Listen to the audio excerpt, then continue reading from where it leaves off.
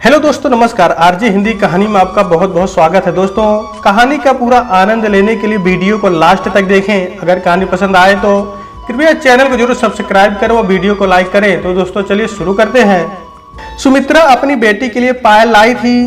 कल गर्म कपड़े रखने के लिए बक्सा खोला तो उसमें चांदी की कई छोटी छोटी घुंघरू बिछुआ जैसी चीजें मिल गई। बेकार पड़ी मुट्ठी भर चांदी पाकर सुमित्रा को अपना वादा याद आ गया जो परीक्षा के दिनों में उसने अपनी बिटिया से किया था। उसने मोनिका से कहा था कि यदि वो खूब मेहनत से पढ़ेगी और अच्छे अंक प्राप्त करेगी तो उसे पायल मिलेगी।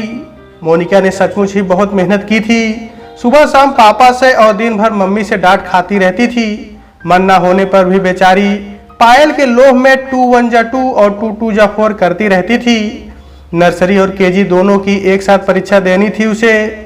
ओवर एज या ऐसा तो कोई चक्कर नहीं था, किंतु उस समय से पहले अपनी उम्र से ज्यादा लंबी हो गई थी। इसलिए मम्मी पापा ने बहुत दूर की सोची थी। एक तो बच्ची अपने बराबर के बच्चों के साथ रहने से कॉम्प्लेक्स में नहीं आएगी और दूसरा 150 रुपए महीने की दर से 1 साल के खर्च की बचत हो जाएगी। इसलिए बच्ची का परीक्षा उत्तीर्ण करना नितांत आवश्यक था, चाहे उसके लिए उसे मारा पीटा जाए या दिन भर घर में बैठाए रखकर रट्टा लगवाया जाए। मेहनत का फल मीठा ही होता है। मोनिका 90% अंकों से उत्तीर्ण हुई। उस दिन उसकी मम्मी उसे हलवाई की दुकान पर ही ले गई और उसकी पसंद की सब मिठाइयां खरीद कर उसे खुश कर दिया, जिसमें 4 रसगुल्ले, 4 गुलाब जामुन, 4 बेसन के लड्डू और पाव भर हरे रंग का पेठा था। मोना मिठाइयों के भिन्न भिन्न रंग रूप के अनुसार मांग कर रही थी और सुमित्रा अपने परिवार के सदस्यों की संख्या अनुसार दुकानदार को आपूर्ति का आदेश दे रही थी। शाम को ऑफिस से आकर हरिशंकर ने अपनी बेटी का परीक्षा फल जाना तो बागों बाग हो गया। मोना को गोद में लेकर खूब प्यार किया और उसी उमंग में बच्ची को उसकी मनपसंद रेडीमेड फ्रॉक दिलवा लाया। आज उनकी खुशी का पारावार न था। मोना ने पूरे 1,500 रुपए की बचत करवा दी थी, इसलिए 100-200 रुपए खर्च करके भी उन्हें बहुत खुशी हो रही थी। बल्कि आज तो गजटेड हॉलीडे की भांति उन्हें भी सेलिब्रेशन के लिए बिना मांगे परमिट मिल गया था। शाम को घर में स्पेशल खाना बना और रात भर VCR चलता रहा। एक पिक्चर मोनिका की पसंद पर, एक उसके बड़े भाई मोहित और अंतिम मम्मी पापा की पसंद पर लगाई गई। तब तक दोनों बच्चे सो चुके थे। मोनिका का परीक्षा फल आए 1.5 महीना हो गया था। स्कूल खुलकर ग्रीष्मावकाश के लिए पुनः बंद हो चुके थे। बच्चों के लिए पहाड़ सा दिन काट पाना कठिन हो रहा था। गर्मियों की छुट्टियों में जहां बच्चों को स्कूल ना जाने की खुशी होती है, वहीं सारा दिन घर में कैद रहने का कष्ट भी झेलना पड़ता है, जो स्कूल जाने के झंझट से कहीं अधिक पीड़ादायक है। बहुत कम बच्चे होते हैं जो गर्मियों की छुट्टियों में पहाड़ पर या इधर उधर घूमने जा पाते हैं। अधिकांश तो अपने माता पिता की डांट फटकार खाकर भी झुलसाती लू में गली मोहल्ले में ही भटकते फिरते हैं। मध्यम श्रेणी परिवारों के बच्चे लूडो, सांप सीढ़ी या कैरम आदि से मन बहलाते हैं और मौका मिलता है तो कभी कभार कॉमिक्स भी पढ़ लेते हैं। मोनिका और उसका भाई मोहित भी प्रथम मंजिल पर अपने किराए के फ्लैट में कैद या तो अपना होमवर्क करते हैं या सांप सीढ़ी खेलते हैं। मोना पाजेब पहनकर फूली नहीं समा रही थी। 3 तोला चांदी में बच्ची को तीनों लोग की खुशी मिल गई थी। सुमित्रा अपनी बेटी की खुशी में आनंद विभोर हो रही थी। बच्ची की परीक्षा के दिनों की हालत को याद करके उसका ममत्व उमड़ रहा था। उसने बच्ची को लहंगा चोली पहनाया, उसके लंबे बालों की चोटी गूंथ कर दोनों ओर सुंदर क्लिप लगाए, हाथों में रंग बिरंगी चूड़ियां पहनाई और शादी समारोह आदि के लिए संभाल कर रखी मोजड़ी पहनाकर उसे तैयार कर दिया। मोना दुल्हन बनी घर भर में भागी फिर रही थी। खुशी में उसके नन्हे नन्हे पांव कहीं टिक ही नहीं पा रहे थे। वो छम छम करती हुई ड्राइंग रूम में जाती और चपल कामिनी से बेडरूम में होती हुई बालकनी में चली जाती। खुशी खुशी में उसने दोपहर का भोजन भी ठीक से नहीं किया था, बस आधी रोटी खाकर ही उठ गई थी। मम्मी, मैं दिव्या को अपनी पायल दिखा कर आऊं? मोनिका ने सकुचाते हुए पूछा। नहीं, नीचे नहीं जाना है। देखती नहीं बाहर कितनी तेज धूप है? सुमित्रा ने कुछ दृढ़ स्वर में कहा। मम्मी देख लो ना, मैं अभी आ जाऊंगी, वो गिड़गिड़ाई। सुना नहीं आपने? एक बार कह दिया कि बाहर नहीं जाना है। देख लो ना मम्मी, हमारे घर कोई आता है, आप आने कहाँ देती हैं किसी को? उसी टाइम तो डांट कर भगा देती हैं। सब बच्चे आपसे डरते हैं। उसने रोष प्रकट किया। मैंने तो एग्जाम के दिनों में मना किया था। सुमित्रा ने तर्क के लिए तर्क दिया, अन्यथा मोना के प्रहार से वह बुरी तरह आहत हुई थी। मना नहीं करती तो जाने दो मुझे, मैं अभी मिन्नी, गगन, दिव्या, सुरभि सबको बुलाकर लाती हूँ। अभी कोई नहीं आएगा, दोपहर में सब बच्चे सोए रहते हैं, आपको भी 2 घंटे सोना है। देख लो ना मम्मी, अभी आ जाऊंगी। कहते कहते वह उल्टे पैरों 2 कदम दरवाजे की ओर बढ़ी। आपको मेरी बात समझ नहीं आती? सुमित्रा ने क्रोधपूर्वक कहा। सोना नहीं है। वो फर्श पर लेटकर रोने लगी। मोना दिखता नहीं आपको? कपड़े खराब हो रहे हैं। बच्ची उठी नहीं, बल्कि फर्श पर पैर पटकती हुई जोर जोर से रोने लगी। उसकी आंख, नाक, मुंह से पानी बह रहा था और कपड़े भीगते जा रहे थे। मोहित, चप्पल देना मुझे, यह बहुत सिर चढ़ गई है। कहते हुए सुमित्रा ने फर्श पर पड़ी चप्पल स्वयं ही उठा ली। मैं कहती हूँ उठ जा मोना। उसे सचमुच ही क्रोध आने लगा था, किंतु बच्ची पर उसके विपरीत प्रतिक्रिया हो रही थी। वो फर्श पर इधर उधर मचलने लगी। सुमित्रा की सहनशीलता का बांध टूट गया। वो उठकर बच्ची को चप्पल से तड़ातड़ मारने लगी। मोना और जोर से रोने लगी। सुमित्रा ने उसे उठाकर पलंग पर पटक दिया। वो सुबह सुबह कर रोने लगी। घर का वातावरण बहुत तनावपूर्ण हो गया था। मोहित 10 साल का था। वो भी ऐसी स्थिति से कई बार गुजर चुका था। मम्मी का प्यार और गुस्सा दोनों ही परले सिरे के होते हैं, और पापा, ईश्वर बचाए उसे तो, उन्हें तो जैसे दौरा पड़ता है, मारते हैं तो ऐसे कि जैसे धान कूट रहे हो, मगर जब प्यार करते हैं तो इतना कि जोकर बन जाते हैं और हंसा हंसा कर पेट दुखा देते हैं। मोहित चुपचाप पलंग पर लेटकर सोने का उपक्रम करने लगा। मोनिका कुछ देर सुबकती रही, फिर धीरे धीरे पलकें झपकने लगी। सुमित्रा भी उसके साथ लेटकर उसका सिर सहलाने लगी। थोड़ी देर में सब सो गए। प्रकृति ने वातावरण में जैसे आग घोल दी थी। पेड़ पौधे मुरझाए हुए थे। सड़कों का तारकोल पिघलकर अपनी सीमा रेखा से बाहर तक फैल गया था। सारी कॉलोनी साए साए कर रही थी। पंखे की हवा से शरीर में जलन हो रही थी। बिस्तर, फर्श, कपड़े, पानी, सब कुछ उबल रहा था। सांस लेना तक कठिन हो रहा था। इच्छा होती थी कि बर्फ पर लेट जाए।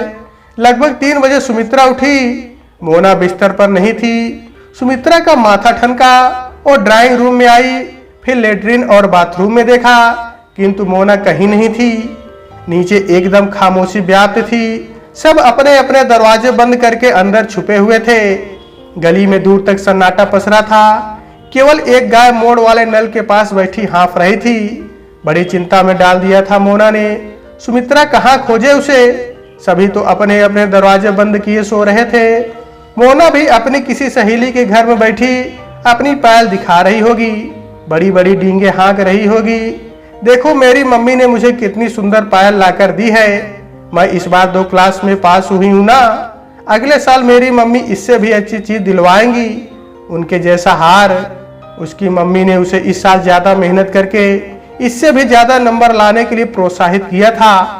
सुमित्रा सोच रही थी, लेकिन उसके पति ने उसी समय टोका था, यदि माता पिता अपने बच्चों को कुछ देना दिलवाना चाहते हैं तो उन्हें बिना किसी शर्त या प्रलोभन के दे।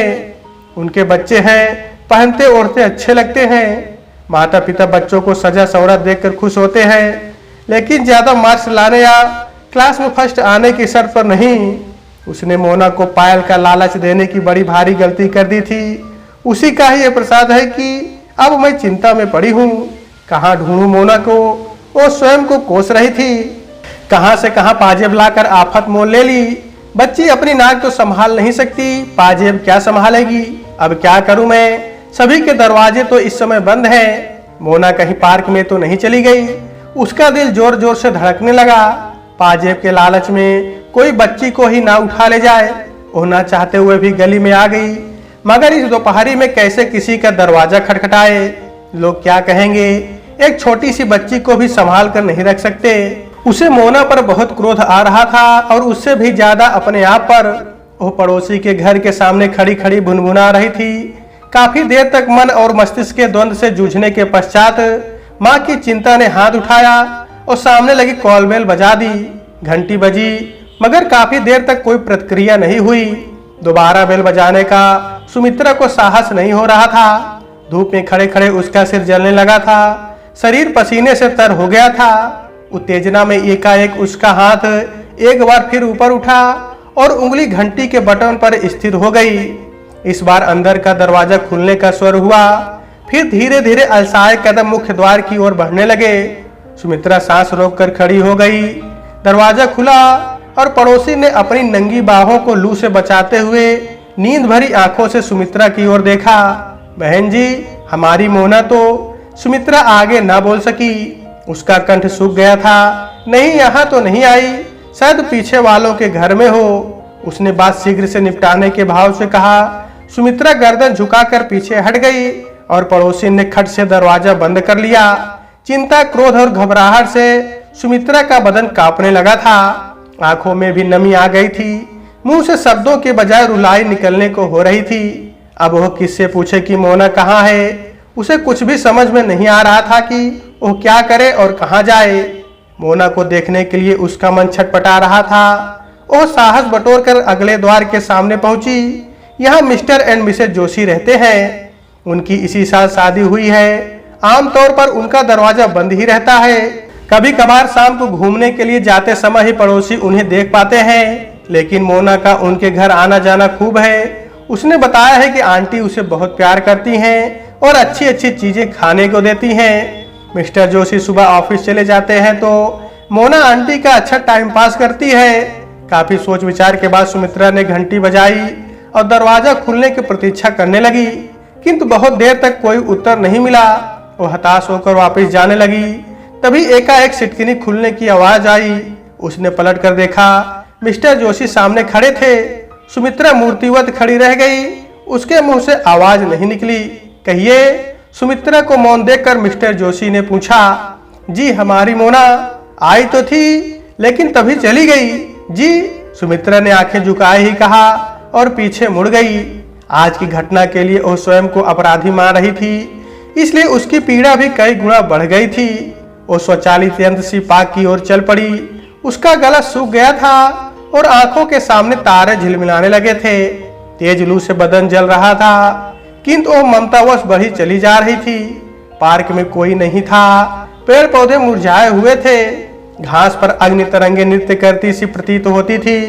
सुमित्रा ने पार्क में चारों ओर झाड़ियों के आगे पीछे घूमकर देखा, किंतु मोना का कहीं कोई अता पता नहीं था। उसके धैर्य का बांध टूट गया। लाख होंठ भींचने पर भी आंखों से आंसू टप टप गिरने लगे। वो पल्लू में मुंह छुपाए घर की ओर चल पड़ी और टूटे कदमों से सीढ़ियां चढ़ने लगी। वो घर पहुंची तो मोना को दरवाजे के बाहर खड़ा पाया। उसकी जान में जान आई। गर्मी से बच्ची का मुंह लाल हो रहा था। गालों पर सूखे आंसुओं की रेखाएं उभर आई थी और भय से सहमी हुई निस्तेज सी लग रही थी। बच्ची की हालत देखकर सुमित्रा का सारा क्रोध बह गया। उसने बच्ची को गोद में उठाकर कई बार चूमा और घर के अंदर आ गई। कहाँ गए थे आप? सुमित्रा ने उसका सिर सहलाते हुए धीरे से पूछा। मोना ने कोई उत्तर ही नहीं दिया। मम्मी ने आपको बाहर धूप में जाने को मना किया था ना? लेकिन उसने इस बार भी कोई उत्तर नहीं दिया। सुमित्रा को कुछ शंका हुई। उसने मोना के टखने छूकर देखे। उसका कलेजा धक से रह गया। उसने मोना को गोद से उतारकर फर्श पर खड़ी कर दिया। उसके पाँव में पाजेब नहीं थी। आपकी पायल कहाँ है? मोना चुप। मैं पूछती हूँ, आपकी पायल कहाँ है? वो लगभग चीख उठी। उसकी आंखों में क्रोध पुनः उतर आया था। भय से कपकपाती मोना ने अपनी मुट्ठी खोलकर हाथ उसके सामने फैला दिया। उसकी मुट्ठी में टूटी हुई पाजेब के छोटे छोटे 2 टुकड़े थे। सुमित्रा का क्रोध 7वें आसमान पर पहुंच गया था। उसने तड़ातड़ कई चाटे बच्ची के गालों पर मारे और उसका हाथ पकड़कर उसे घसीटती हुई घर से बाहर ले आई। कहाँ है पायल? उसने फिर पूछा। मम्मा, उधर पार्क में। मोना ने हिचकियों के बीच बड़ी मुश्किल से कहा। पार्क में क्या अपनी माँ को रोने गई थी? एक पल बाद उसने फिर पूछा। और कौन था आपके साथ? एक लड़की। कौन लड़की? उधर रहती है। उसने उंगली के इशारे से बताया। पायल क्यों उतारी थी? उसी ने देखने के लिए उतारी थी। दूसरी कहाँ है? मोना फिर चुप हो गई। बोलती क्यों नहीं? लेकिन मोना ने कोई उत्तर नहीं दिया। वो उसके साथ पार्क की ओर चलती रही। सुमित्रा ने पार्क के 3-4 चक्कर लगाए। एक एक झाड़ी और पौधे को छान मारा। मोना कभी इधर और कभी उधर जाकर रुक जाती और उंगली से संकेत करके बताती। सुमित्रा उसके इंगित स्थान पर पहुंचती और पूछती, दिव्या भी आपके साथ थी? हाँ। पायल उसने उतारी थी? हाँ। आपने दी थी? नहीं। कहाँ खेल रहे? उधर। तो यहाँ क्या झक मारने को मुझे यहाँ लाई है? उसने खींचते हुए कहा और उसे उसके इंगित स्थान पर ले आई। दिव्या नहीं थी आपके साथ? नहीं। कोई और लड़की थी? हाँ। उसने आपको कोई चीज दी? हाँ। क्या चीज थी? मोना आके झुकाकर नीचे देखने लगी। पैसे दिए थे? हाँ। कहाँ है? मोना चुप। लड़की, आज तू मेरे हाथ से मरेगी। सच सच बता दे, पायल किसी को दी है? वरना घर चलकर आपको अंधेरे कमरे में बंद कर दूंगी। नहीं मम्मी। मोना घिघिया उठी। तो फिर सच सच बता, वो लड़की कहाँ रहती है? उधर। मोना ने पहले बताए स्थान की विपरीत दिशा में उंगली उठा दी। सुमित्रा क्रोध से तड़प उठी। उसने मोना का हाथ जोर से पकड़ा और लगभग उसे घसीटती हुई घर की ओर ले चली। वे अभी गली के मोड़ तक ही पहुंची थी कि मोना को जोर की उल्टी आई और दूसरे ही क्षण वो निढाल होकर सड़क पर गिर पड़ी। उसकी आंखें पथरा गई थी और मुंह से झाग निकलने लगा था। सुमित्रा एकदम घबरा गई। वो उसे उठाकर घर लाई और नीचे से ही मकान मालकिन को पुकारा। सुमित्रा की भर्राई आवाज सुनकर 2-4 पड़ोसी भी आ गए थे। सभी बेहोश पड़ी बच्ची को देखकर अपनी अपनी राय दे रहे थे। किसी का विचार था कि नींबू की शिकंजी दी जाए, कोई कह रहा था कि इसे कच्चे आम की चटनी खिलाई जाए। मकान मालकिन बच्ची को कॉलोनी के डॉक्टर के पास ले जाने के पक्ष में थी। सुमित्रा का भी यही विचार था कि उसे जल्दी से जल्दी डॉक्टर के पास पहुंचाया जाए। वो उसे गोद में उठाकर डॉक्टर की ओर लपकी। हाथों में फूल से खेलने वाली बच्ची इस समय पहाड़ सी भारी लग रही थी। बाल रोग विशेषज्ञ डॉक्टर राठी ने बेहोश बच्ची को कुछ क्षण उलट पुलट कर देखा। उसकी कोहनी और घुटनों को ठकठका कर परखा।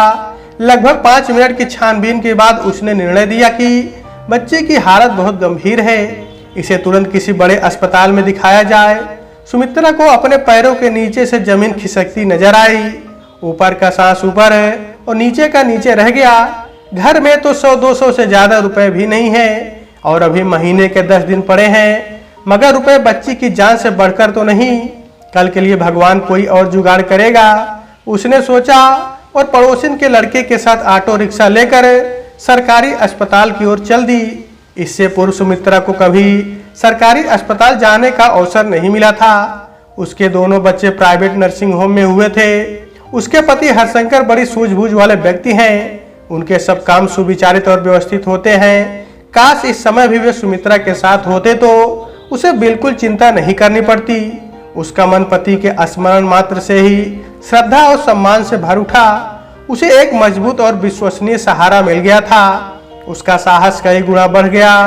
अस्पताल में पहुंचते ही वह बच्ची को गोद में उठाए झटपट इमरजेंसी की ओर बढ़ी। साथ आए लड़कों ने ऑटो रिक्शा का बिल चुकाया और वो भी सुमित्रा के पीछे वार्ड में पहुंचा। किंतु लाख गिड़गिड़ाने पर भी बच्ची को दाखिल नहीं किया गया। बेड उपलब्ध न होने के कारण कितने ही गंभीर मरीज बाहर फुटपाथ पर पड़े छटपटा रहे थे। सुमित्रा ने अधिक समय गंवाना उचित नहीं समझा। वो झटपट वार्ड से बाहर आई और पीसीओ से अपने पति को उनके ऑफिस में फोन किया। निसंदेह हरशंकर ने उसकी आशा के अनुरूप क्षण भर में समस्या का सरल उपाय बता दिया। उसने कहा, तुम मोना को लेकर नवजीवन अस्पताल पहुंचो, मैं आधे घंटे में सब इंतजाम करके आ रहा हूँ। सुमित्रा पति के निर्देशानुसार बच्ची को लेकर नवजीवन अस्पताल में पहुंच गई। साधारण सी औपचारिकता के बाद मोना को इमरजेंसी में दाखिल कर उसका उपचार शुरू कर दिया गया। डॉक्टर और नर्सें उसके चारों ओर झूम गए। पल भर में ही सब व्यवस्था हो गई। कहीं ऑक्सीजन दिया जा रहा है तो कहीं ग्लूकोज, कभी बेड पर ही एक्सरे किया जा रहा है तो कभी ईसीजी। मोना अभी तक उसी मुद्रा में ही थी। तभी हरशंकर भी वार्ड में पहुंचा। 100 में सुंदर प्रफुल्लित मुखाकृति, 6 फुट कद, चौड़ी छाती, उठे हुए कंधे, चौड़ा ललाट, बड़ी बड़ी गहरी भौं के नीचे चमकती हल्की नीली आंखें, चेहरे पर हल्की सी लाली की चमक, बादामी रंग की पेंट के ऊपर हल्के नीले रंग की हाफ बाजू की बुशर्ट में वह बहुत ही आकर्षक लग रहा था। पति को देखते ही सुमित्रा का मन झूम उठा। पति के आने की खुशी, बच्चे की बेहोशी और स्वयं की दयनीय स्थिति के मिले जुले भावों से उसकी आंखें छलछलाई। वह बिना आंसू छिपाए 2 कदम आगे बढ़कर पति के गले लग गई। कैसी है मोना? हरशंकर ने उसे अपने सीने से लगाकर पूछा। पता नहीं, सुमित्रा ने रुलाई के बीच पति की बाहों में घेर कर उतर दिया और मोना की ओर देखने लगी। घबराओ नहीं, सब ठीक हो जाएगा। वो उसे साथ लेकर बेड की ओर बढ़ा। वो कुछ देर डॉक्टर से बात करता रहा, फिर मोना के सिरहाने खड़ा होकर उसे देखने लगा। बच्ची बेहोश पड़ी थी। डॉक्टर ने संकेत से उन्हें बाहर चले जाने को कहा। वो सुमित्रा के साथ बाहर आ गया और बेंच पर बैठकर उसे सांत्वना देने लगा। सुमित्रा के साथ आया पड़ोसी का लड़का भी बाहर खड़ा था। उसने हरिशंकर से मोना का हाल चाल पूछा और उनके सामने बेंच पर ही बैठ गया। 6 बजने तक हरिशंकर के ऑफिस के साथी बच्ची का हाल पूछने आ गए। उधर मोहल्ले के लोग भी आने लगे थे। 8 बजे मकान मालिक और उसकी पत्नी रात का खाना लेकर पहुंच गए। मोहित भी उनके साथ था। वो अपनी छोटी बहन को ऑक्सीजन तथा ग्लूकोज की नालियों में कसा देकर द्रवित हो उठा। वो सहमा सा अपनी मम्मी के साथ चिपक कर बैठ गया। पापा अंकल के साथ और आंटी मम्मी के साथ बात कर रहे थे। सुमित्रा बता रही थी कि वो कहां से कहां मोना के लिए पाजेब लेकर आई और ये बखेड़ा खड़ा हुआ। मोहित नर्सों की भागदौड़ देख कौतूहल में खोया था। आधे घंटे बाद वे लौट गए। मोहित को उनके साथ भेज दिया गया था। बच्चा रात भर अस्पताल में बेहद ही परेशान होता। घर में आराम से तो सो सकेगा। रात 10 बजे मोना को होश आया। हरिशंकर और सुमित्रा उसके ऊपर झुक गए। बच्ची सहमी से उन्हें टुकुर टुकुर देख रही थी। बेटे कैसे हैं आप? सुमित्रा ने अत्यंत स्नेहपूर्वक धीमे स्वर में पूछा। मोना ने कोई उत्तर नहीं दिया। मुन्नू बोलो बेटा, कैसे हैं आप? पापा, एक पायल पेड़ पर बैठ गई थी, मोना ने घबराए स्वर में उत्तर दिया। सुमित्रा द्वारा बताई गई पाजेब की घटना का सूत्र पेड़ से जोड़ते हुए हरिशंकर तत्काल निर्णय पर पहुंच गया कि कहाँ क्या क्या हुआ होगा, और बच्ची ने सुमित्रा के किसी भी प्रश्न का निश्चित उत्तर क्यों नहीं दिया। उसने अत्यंत स्नेह और कोमलता से कहा, कोई बात नहीं बेटा, हम आपको उससे भी सुंदर और अच्छी पायल ला कर देंगे। सच पापा? हाँ बेटे, बिल्कुल सच। पापा कभी झूठ नहीं बोलते, सुमित्रा ने भरे गले से कहा। उसकी आंखें भर आई थी। पापा, आइसक्रीम वाले भाई ने मेरी पायल खोली थी। वो छू मंतर कर रहा था, इसलिए पायल पेड़ पर ही बैठ गई। वो हल्का सा मुस्कुराई। उसके पीड़ित और उदास भरे चेहरे पर मुस्कुराहट बिल्कुल फीकी लग रही थी। वह बोली, मम्मा, एक पायल मेरे हाथ में आकर गिरी थी। भाई ने फिर छू मंतर करने के लिए छीनी तो वह टूट गई। सच मम्मी, मैंने पायल बिल्कुल नहीं तोड़ी थी। आइसक्रीम वाला भाई गंदा बच्चा है, नहीं तो कोई छोटे बच्चों की पायल छीनता है, सुमित्रा ने कहा। मैं रोने लगी तो भाई ने मुझे एक ऑरेंज आइसक्रीम दी और फिर अपनी रेहड़ी लेकर भाग गया। पायल पेड़ पर ही रह गई। पापा कल भाई को पुलिस में पकड़वा देंगे। अब आप सो जाओ। सुमित्रा ने उसका सिर सहलाया। मम्मा, पहले मैं दिव्या के घर गई थी, लेकिन आंटी ने मुझे दरवाजे से ही भगा दिया। मिन्नी खाना खा रही थी, सोनिया के घर पिक्चर लगी थी। मम्मा, किसी ने मेरी पायल नहीं देखी। और मम्मी, जोशी वाली आंटी बड़ी चालाक है, कहने लगी, मोना अभी अंकल को कुछ जरूरी काम करना है, तुम बाद में आना। उसने मुंह चिढ़ाया और फिर बोली, मम्मा, मैं अब आंटी के घर कभी नहीं जाऊंगी। हाँ बेटा, हम भी आंटी को अपने घर नहीं आने देंगे। सोनिया को भी नहीं, मिन्नी को भी नहीं, किसी को भी नहीं। सब गंदी बच्ची है। हाँ, किसी को भी नहीं आने देंगे। मम्मा, मैं भी गंदी बच्ची हूँ। नहीं बेटा, आप तो बहुत अच्छी बच्ची हैं, सुंदर सुंदर प्यारी प्यारी। अब आप मुझे कभी पायल लाकर नहीं देंगी? देंगे बेटा, और भी सुंदर। मम्मा, हार भी? हाँ, हार भी लाकर देंगे। और मम्मा, चूड़ियाँ और क्लिप भी? हाँ, सब लाकर देंगे। अब मैं किसी के घर नहीं जाऊंगी मम्मा, अपने घर में ही खेलूंगी भैया के साथ। तभी एक अटेंडेंट स्ट्रेचर लेकर आया। मोनिका को 3rd फ्लोर पर बेड दिया गया था। अब वो खतरे से बाहर थी, किंतु ऑब्जर्वेशन के लिए उसे रखना जरूरी था। अटेंडेंट ने ग्लूकोज की बोतल उतारकर हरिशंकर को पकड़ाई और मोना को स्ट्रेचर पर लिटाकर लिफ्ट के पास ले आया। क्षण भर में लिफ्ट का दरवाजा खुला और पूरा स्ट्रेचर उसके अंदर पहुंच गया। मोना ऐसे बड़े कौतूहल से देख रही थी। लिफ्ट का दरवाजा बंद हुआ तो वे सब ऊपर उठने लगे। 2 ही मिनट में वे 3rd फ्लोर पर पहुंच गए। मोना को फिर बेड पर लिटा दिया गया। फिर एक नर्स आई और उसने मोना को इंजेक्शन लगाया। वो काफी देर तक रोती रही, फिर धीरे धीरे सो गई। पति पत्नी बच्ची के दोनों ओर बैठे, कभी उसके चेहरे को, कभी ग्लूकोज की बोतल से बूंद बूंद टपकते द्रव्य को देखते रहे। मोना को 2 दिन तक अस्पताल में रखा गया। सुबह शाम डॉक्टर आते और उसे चेक करके चले जाते। दिन में नर्स भी कई बार आती और उसे दवाई इंजेक्शन देकर चली जाती। मोना निरंतर घर जाने की जिद करती रही, मगर पति पत्नी उसे बहलाते हुए बड़े धैर्य और शांति से उसके पास बैठे रहे। तीसरे दिन मोना को रिलीव किया गया। घर पहुंचते ही वो सुमित्रा को खींचकर पार्क में ले गई और सहतूत का ओह पेड़ उसे दिखाया, जिसके ऊपर भाई ने उसकी पायल बैठा दी थी। सचमुच ही पाजेब ऊपर की टहनी पर टंगी हुई थी। सुमित्रा ने पेड़ की टहनियां हिलाई तो पाजेब नीचे आ गिरी। मोना ने दौड़कर पायल उठा ली और नाचने लगी। सुमित्रा का ममा तो हाहाकार कर उठा। उसने बच्ची को उठाकर गले से लगा लिया और आंसू पोंछते हुए घर आ गई। तो दोस्तों, आज की वीडियो में बस इतना ही। कहानी आपको कैसी लगी कमेंट बॉक्स में जरूर बताइएगा। अगर कहानी पसंद आई है तो कृपया चैनल को जरूर सब्सक्राइब करें और वीडियो को लाइक करें। तो दोस्तों, आपसे फिर मिलते हैं अगले वीडियो में। तब तक के लिए नमस्कार।